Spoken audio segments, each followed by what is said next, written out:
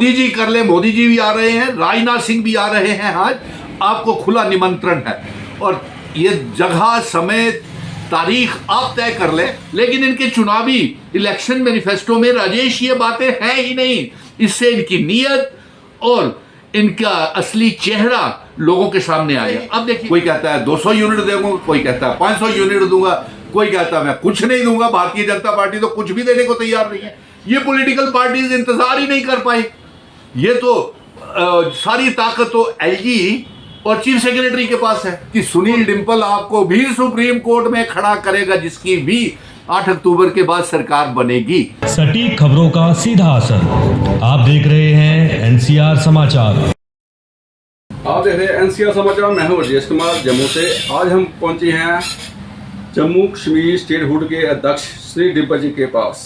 इनके साथ सभी चुनावों के बारे में चर्चा करेंगे और विधानसभा के। और ये सबसे पहला मेरा इनसे यही सवाल होगा कि अमित शाह जी के जम्मू कश्मीर दौरे को ये कैसे देखते हैं और जो उन्होंने कल घोषणा पत्र अपना जारी किया है उसके बारे में थोड़ा हमें बताएं। जी, अमित शाह जी 2 दिन के दौरे के ऊपर आए थे। आज राजनाथ सिंह जी भी आए हैं और आने वाले दिनों में प्रधानमंत्री नरेंद्र मोदी जी भी जम्मू कश्मीर का दौरे के लिए, चुनावी भाषणों के लिए आएंगे। राजेश, 2 दिन के दौरे के दौरान अमित शाह जी के भारतीय जनता पार्टी पूरी तरह से बेनकाब हो गई और इसकी नीयत जो है भारतीय जनता पार्टी की, वो इनके घोषणा पत्र से लोगों को इनका असली चेहरा नजर आ गया। क्योंकि इनके इलेक्शन मैनिफेस्टो में राजेश रियासत के दर्जे की वापसी का जिक्र तक नहीं किया गया। और ये ऐसा लगता है चुनावी भाषण में भी, जब इन्होंने भाषण किया पलौड़ा में, तो उस भाषण में भी इन्होंने गोल मोल सी बात रियासत के दर्जे की वापसी की थी। चुनावी मैनिफेस्टो में, इलेक्शन मैनिफेस्टो में दरबार मूव की वापसी नहीं, बेरोजगार नौजवानों के लिए कुछ ऐलान नहीं किया। हमारे पावर प्रोजेक्ट्स, हमारे रेत बजरी और शराब के ठेके बाहर के लोगों को दे दिए, हमारे ऊपर लगान जजिया, हमारा स्टेट सब्जेक्ट छीन लिया, हमारी रियासत कब वापस करेंगे उसका कोई जिक्र तक नहीं किया। और यहाँ तक कि पीएचई, पीडीडी, पीडब्ल्यूडी के डेली वेजर्स, रहबरे खेल, जंगलात, सेहत, एसपीओ, विलेज डिफेंस कमेटीज के मेंबर्स को पक्का करने के लिए कोई ऐलान नहीं किया गया। जबकि इनके लोकल जम्मू के नेता वो कहते हैं कि अगर 10 दिन में हमने इन बेरोजगार नौजवानों के लिए, डेली वेजर्स के लिए कुछ नहीं किया तो हम इस्तीफे दे देंगे। लेकिन इनके चुनावी इलेक्शन मैनिफेस्टो में राजेश ये बातें हैं ही नहीं। इससे इनकी नीयत और इनका असली चेहरा लोगों के सामने आ गया। अब देखिए, चुनावी भाषण हुआ। चुनावी भाषण में अमित शाह जी ने, देखिए अमित शाह जी, मैं आपको चुनौती देता हूं, चैलेंज देता हूं कि आइए मेरे साथ डिबेट कर लीजिए। 1990 को से लेकर के 5 अगस्त 2019 और 5 अगस्त 2019 और 2024 तक के ऊपर किसी भी जम्मू कश्मीर के मुद्दे के ऊपर कोई भी, चाहे अमित शाह जी कर ले, मोदी जी कर ले, मोदी जी भी आ रहे हैं, राजनाथ सिंह भी आ रहे हैं। आज आपको खुला निमंत्रण है और ये जगह समय तारीख आप तय कर ले और पत्रकारों के माध्यम से मुझे ये बता दें, और नहीं तो राजेश जी के हाथ ही मुझे मेरी डिबेट स्वीकार करें और समय, जगह, तारीख आप तय कर ले। अब देखिए राजेश, मजे की बात देखिए, ये जो असेंबली के चुनाव हो रहे हैं ना, अमित शाह जी, भारतीय जनता पार्टी और जम्मू कश्मीर की 1 करोड़ 30 लाख अवाम 5 अगस्त 2019 के बाद मेरे साथ सड़कों से लेकर के सुप्रीम कोर्ट तक हमने ये जंग लड़ी।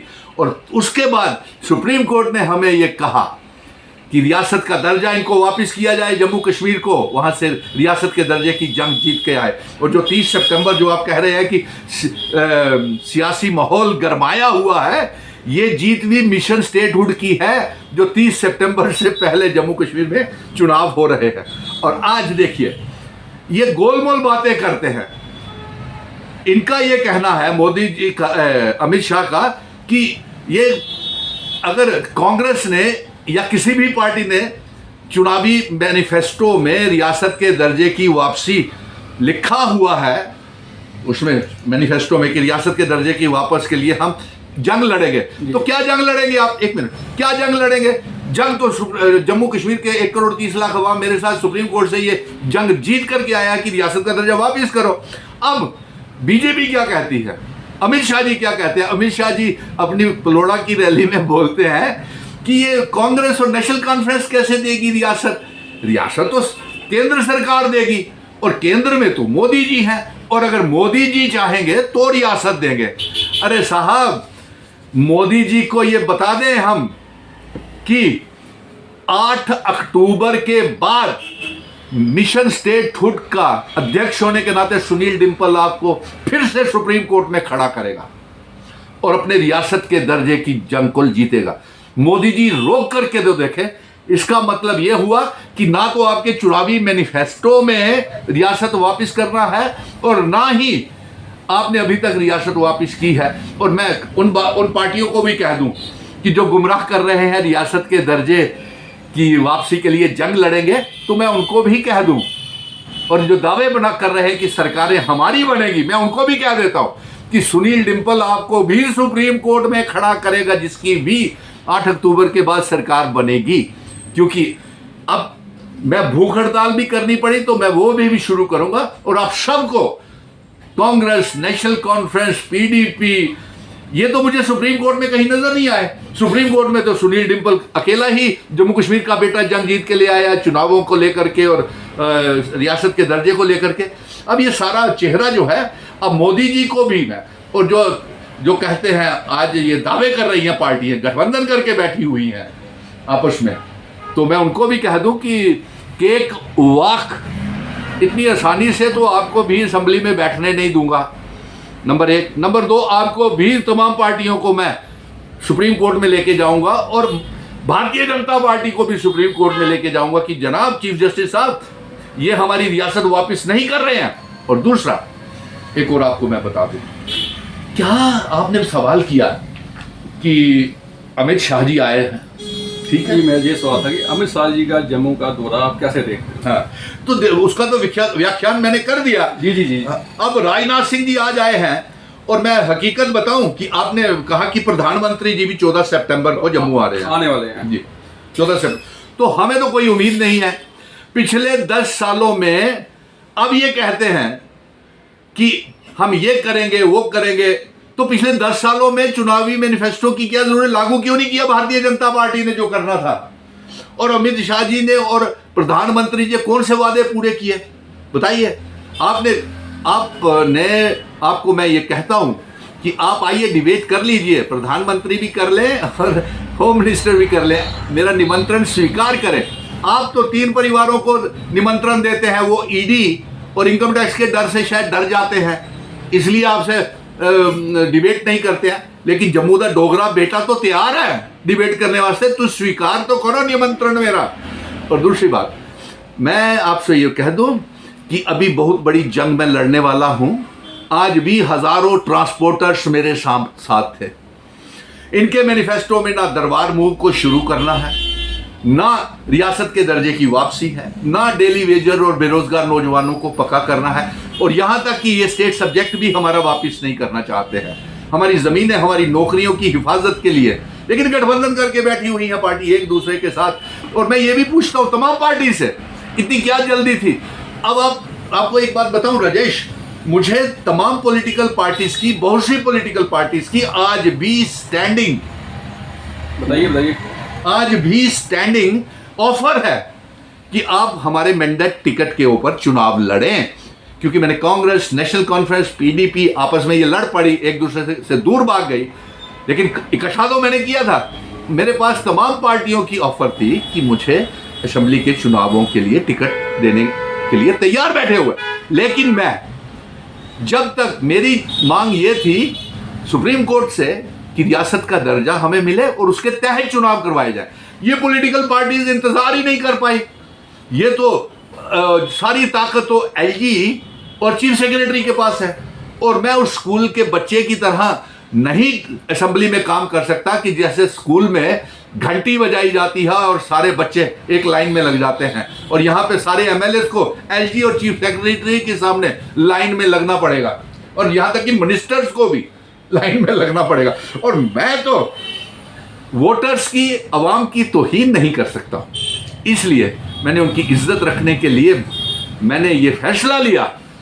और जिन लोगों ने कहा कि हम चुनाव नहीं लड़ेंगे यूटी के तहत, तो किसी ने अपनी बेटियां, किसी ने भांजे खड़े कर दिए, किसी ने अपने दो जगह से असेंबली के चुनाव लड़ना शुरू कर दिए। तो मैं अपने ज़मीर, अपने उसके साथ समझौता नहीं कर सकता और अवाम को धोखा नहीं दे सकता। डिम्पल साहब, आप क्या देखते हैं कि विधानसभा की जो जम्मू कश्मीर की सरकार किसकी बनेगी? बड़ा अच्छा सवाल। देखिए, मैं आपको ये बता दूं कि भारतीय जनता पार्टी बेताब बैठी हुई है चुनावों के बाद नेशनल कॉन्फ्रेंस के साथ सरकार बनाने के लिए, नंबर 1।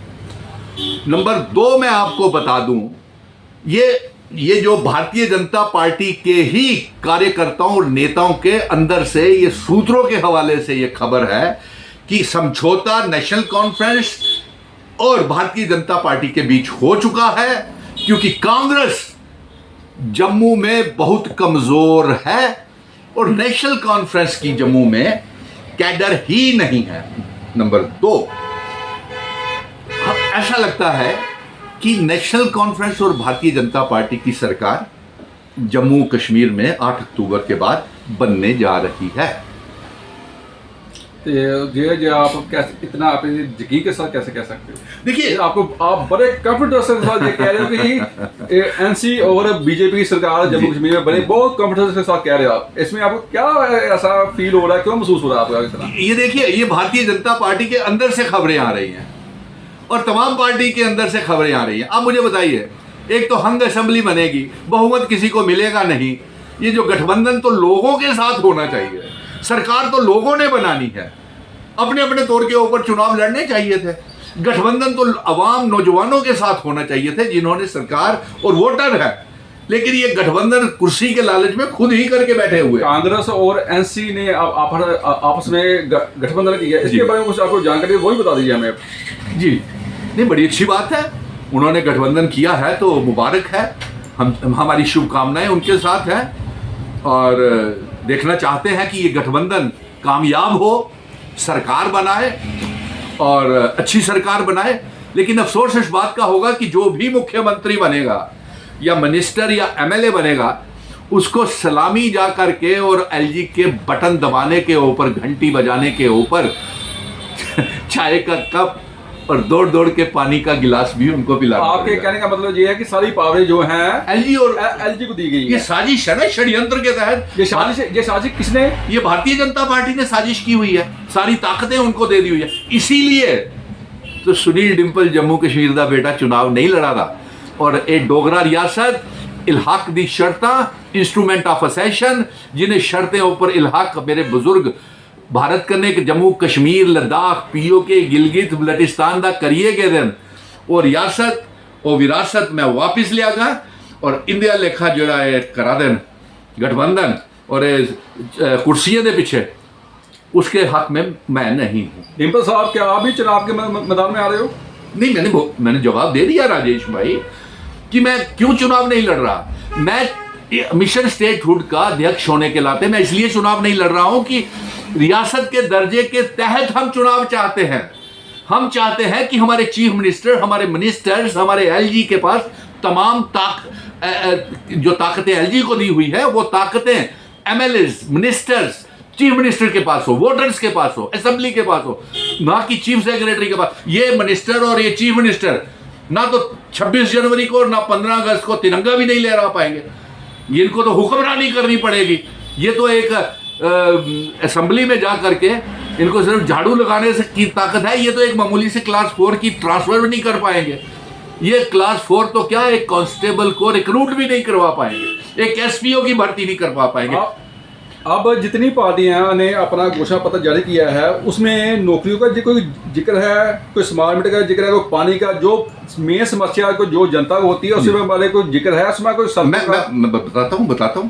अब मुझे बताइए, पहले मैनिफेस्टो में यह होना चाहिए कि हमारे जम्मू कश्मीर के पावर प्रोजेक्ट्स वापस किए जाएं और फिर हम फैसला करें कि हमने मुफ्त में बिजली देनी है या मुफ्त में बिजली और पानी देना है।